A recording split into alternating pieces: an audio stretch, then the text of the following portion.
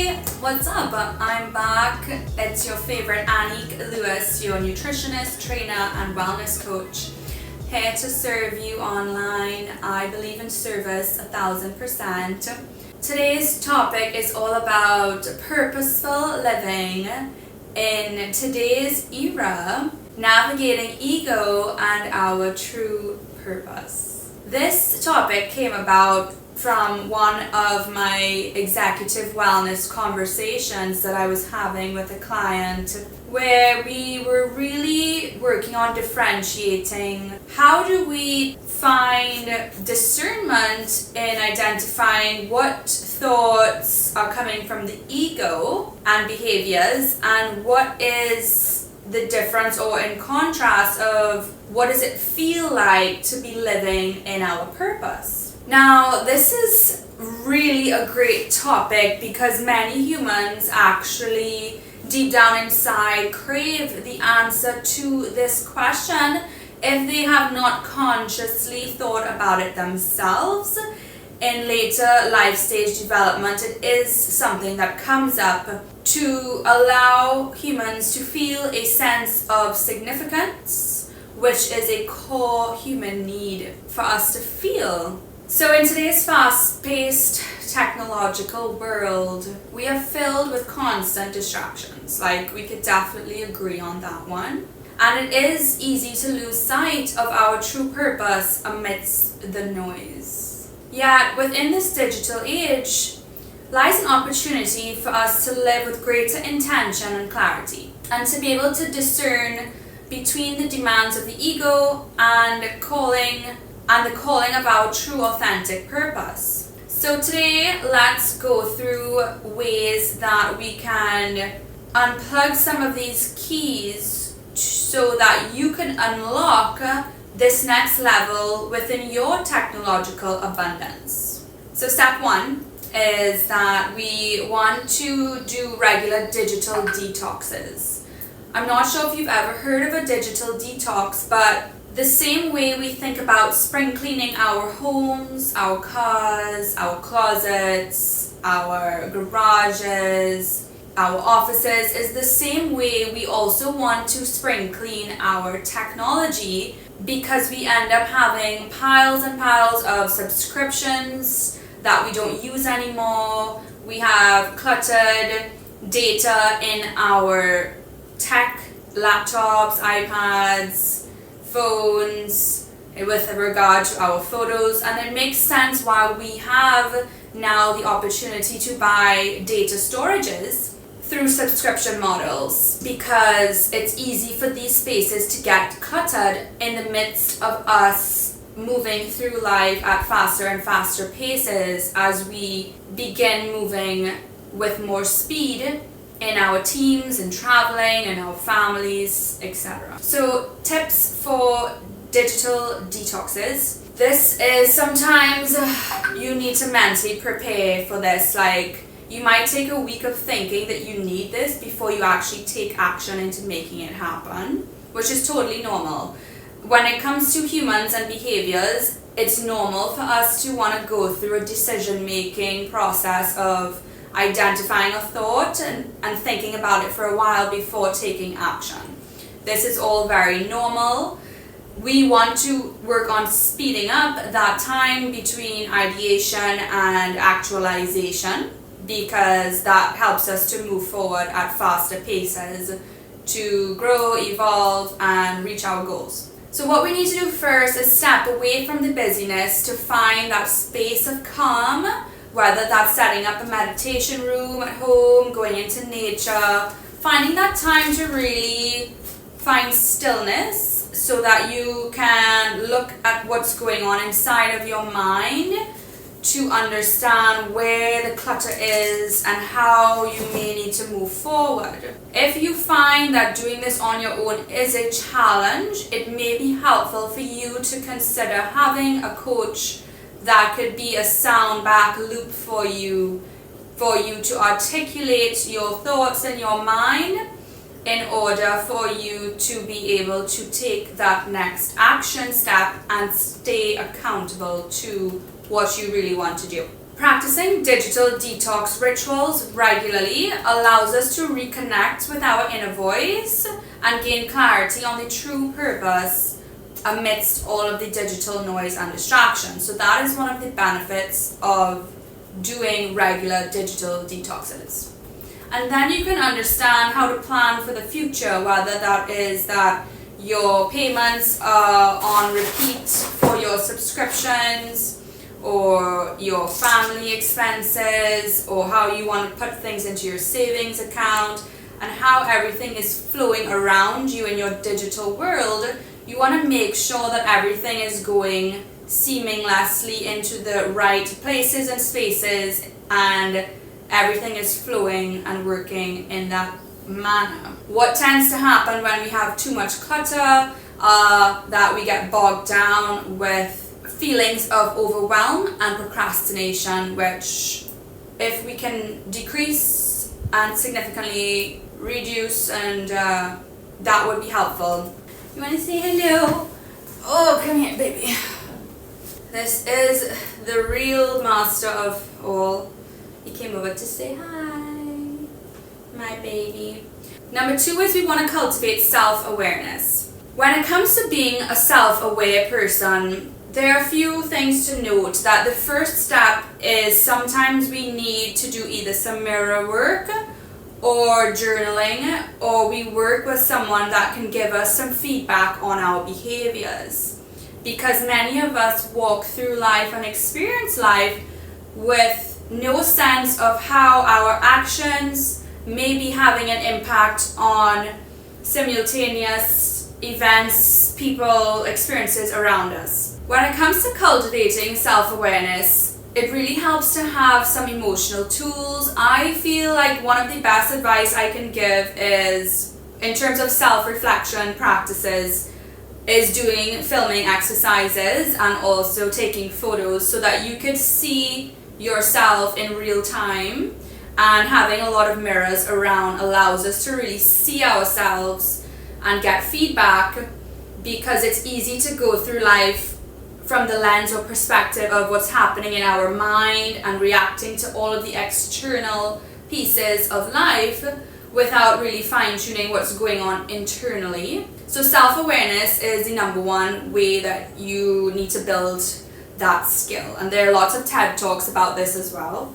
Okay, so in self-awareness, that's really what we want to work on, and developing mindfulness techniques really helps with that, to be able to observe the ego's influence and distinguish it from genuine desires and passions that you feel from within your heart space. I'll share a story with you that there was a time where I was finding that I was attracting random experiences into my reality, and I had set my goals on a lot of material items, and I found that when they would come into my reality, I found I was still not feeling fulfilled. So I learned this the hard way of, if we really tune into what deep down inside we want and need, when we actually receive that, we feel a lot better than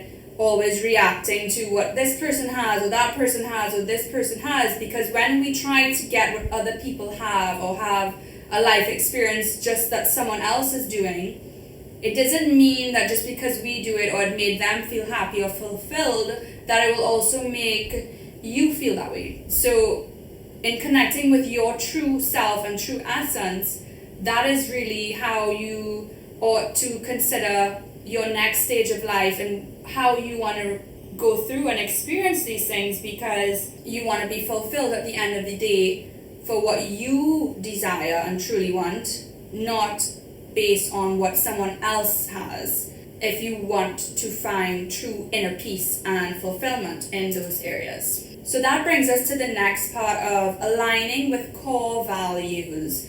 Aligning with core values is one of the number one things that all executives might have heard before, and also sometimes we think we know everything. However, it's never a bad idea to go back to basics and relearn as we evolve, because we always have fine-tuning to do as we grow. Aligning with core values is one of the most important things as a human and as a business owner that anybody can work on at any point of time in their lives.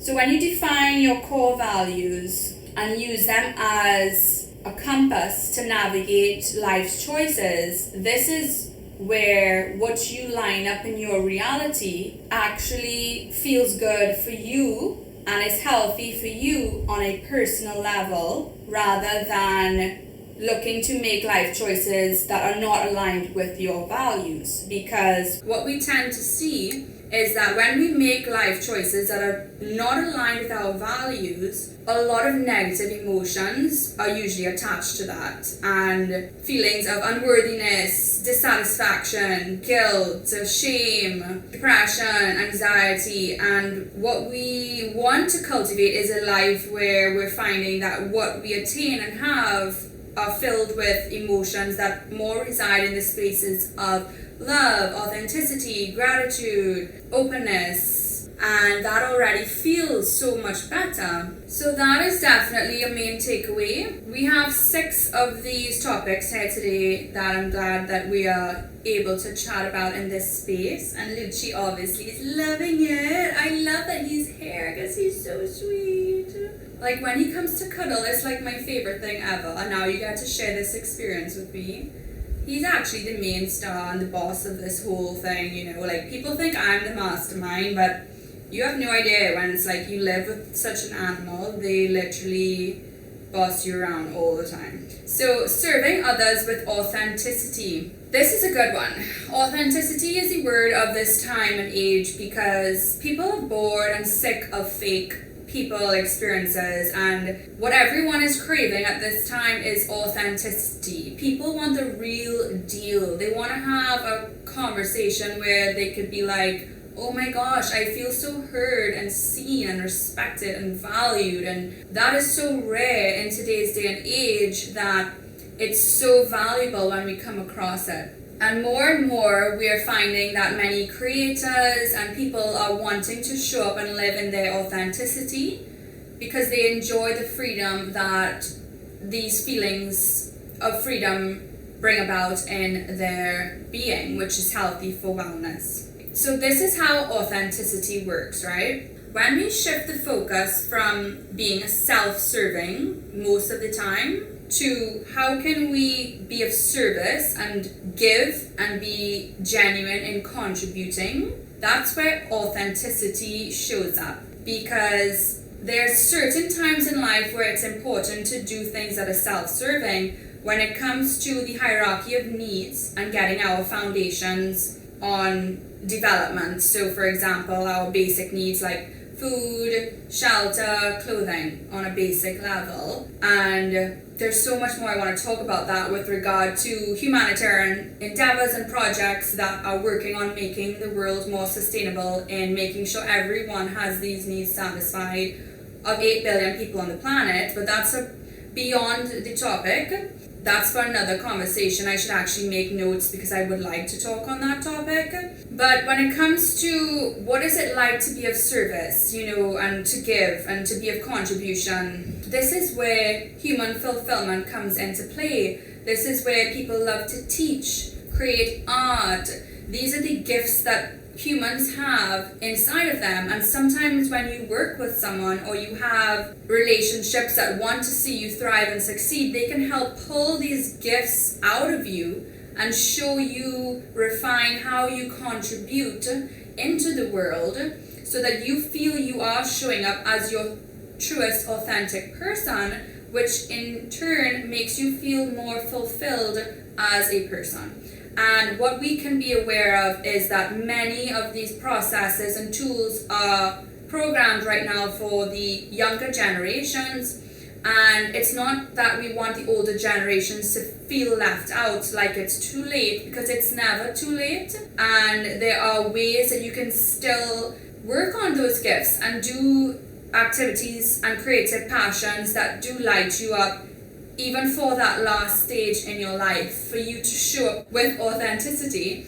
If you feel you have not ever done that before, because maybe you were suppressed or scared or society told you X, Y, and Z. You took the traditional route of life and now you're retired and you want to find something to do and you're like, what can I do that's authentic, or I can show up and give back or be of service. I have lots of ideas and resources available for you that I've been building over time. So you're in the right place, and I'm happy to have a conversation with you if you would like to chat more about that. Okay, so number 5 is all about embracing intentional technology use. This is where we really have to harness the power of technology for a tool that is great for connecting, learning, growth, and edutainment. Edutainment is like fun education together, merged and combined, or it can just be for entertainment, obviously. If we use discipline with our technologies the same way the teenage kids have time limits on their phones and they go to school for X, Y, Z hours and then they get phone time or tech time for, as a parent, what you decide on that.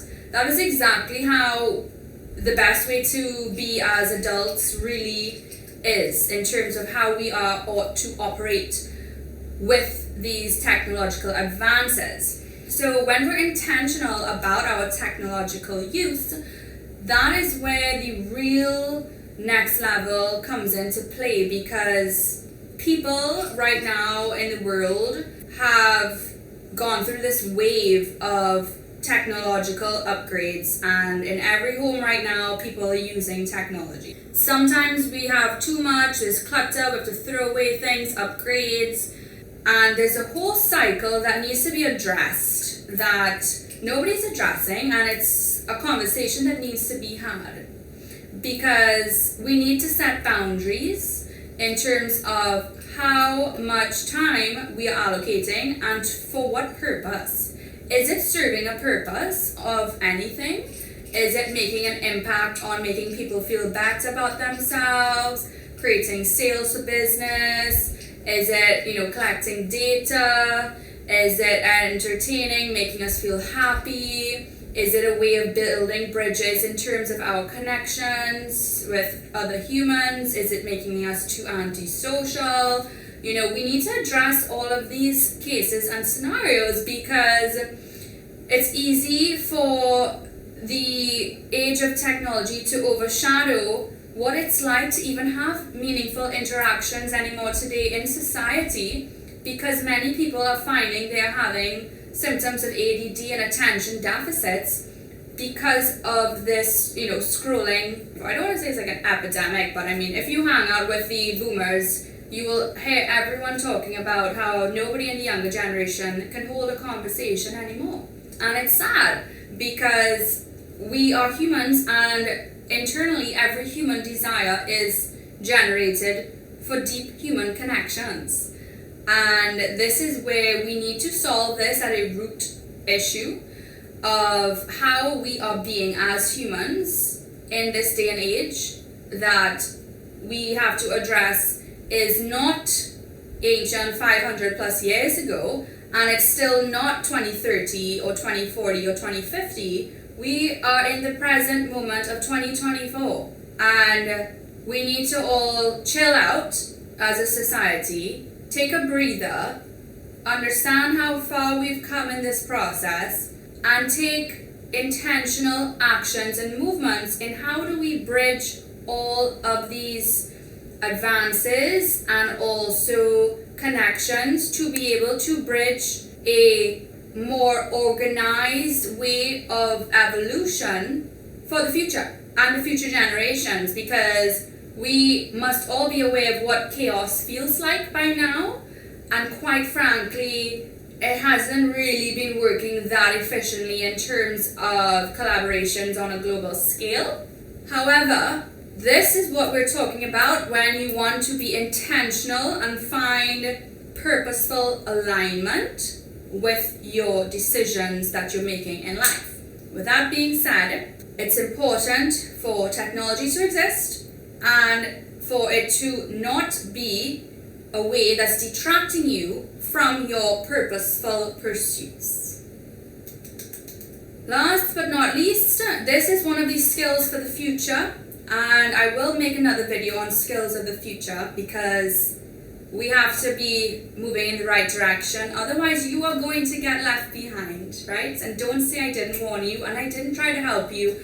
I'm providing as much information, tools, resources for you as humanly possible as I've collaborated and gained over the last few 10 plus years of research and attaining very important information for human evolution. Resilience. Resilience in the face of distraction. Resilience is one of the most interesting human skills to develop. How do we develop it, you may ask? Where does it come from? How do some have more of it than others? Now, there's no easy way to say this. However, in our childhood, our foundational years of being brought up, we can notice that there are some personality traits that are developed through sport and through disciplinary ways of bringing up children. And that comes into parenting skills, which is a whole other challenge in itself. I'm not a parent. However, I respect all the parents because it seems like a very hard job to do. Therefore, I have not been in a rush to do it. But building resilience, I can only do reflections as to when I was a kid as an elite gymnast growing up, and we trained like army sergeants, and I hated it at the time, but I love it. Like deep down inside, I love it, and I complain when you're working those abs and you have to do all these push-ups, training, and it's constant disciplinary skill building. However, when you would show up to competitions or to do routines, you would notice that those skills were the perfect foundation for you to be able to compete, and these developments are important to do for our kinesthetic ways of how to understand how to live in a human body. So let's just say we need to cultivate resilience to bounce back from distractions and setbacks on the journey towards purpose, right? So that's a tip if you obviously are not a child anymore, but you could raise your children in some disciplinary sports. Ballet is also a really good one. And then we have football, soccer. Most sports help people to get that skill. So sports and development is very important. As an adult, if you feel maybe you took more of the educational route, it's never too late to step into classes for yoga and to start building some of these foundations that you will need as you age in order to reduce experiences such as like hip fractures and falling. You need to build that foundation within your feet to be able to have bodily control as you begin your degeneration process, especially if you have not been working on your wellness. It's never too late to start building some resilience, and I've seen it firsthand from people 70 plus taking back their lives. So you have no excuse. So when we embrace challenges as opportunities for growth, strengthening the commitment to living in alignment with the true purpose, this is where resilience becomes a way to be developed. And some people think challenges are really the worst thing, and there's some personalities who thrive with challenges. It's really about learning your personal type, and right now there are a few softwares and apps that help with more personalized wellness nutrition to be able to understand your personal genetic code, for you to unlock behaviors and psychological developments that will help you in your next level, and you can get them through me. So for example, with Precision AI and Personalized Wellness, we are looking at different body types and how there are environments that are most suitable for living, for diet types, for foods to be consumed, for exercise times in your schedule, and how to live on that way of living and being which actually is most suitable for your body type, shape, size, in terms of what purpose can you serve in a community. What are some of your strengths based on your sleep schedule or your reaction time or your way to shake things up or ground more or lead or delegate or build things in a team. Everyone has their different strengths, but one person is going to have to bring it all together to be able to get things done in an organized fashion and manner, especially with being able to communicate very clearly and for people to be able to understand very advanced terminologies on a very basic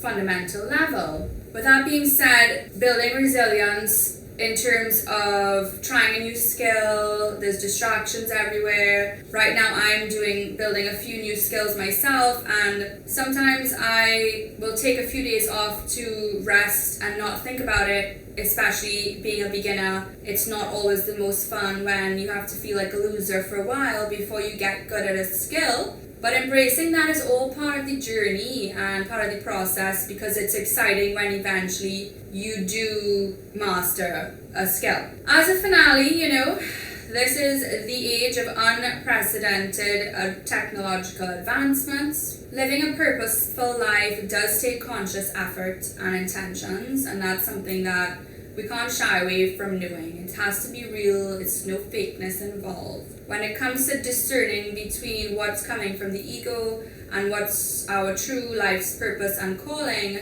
the ego is there as a safety mechanism, which is very healthy and normal. It's when that becomes a barrier to actually having real connections is where that is a problem, and how it can be aligned with living in our true purpose. So by embracing self-awareness, aligning with our core values, while serving others in authenticity, we can navigate the complexities of the digital era with more clarity and intention. So I hope your mind is totally loaded with where to be unlocked in your next level. If you have been feeling stuck, overwhelmed, bogged down by everything in your life, that's all just hitting you at once and you have no idea what you're gonna do, I hope that this unlocks a few little notes for you. And do send a message if you would like to chat more on this topic, because this is what I love to do. And as a coach, I'm here for you. I've got a lot of tools and practices available that I will share with you.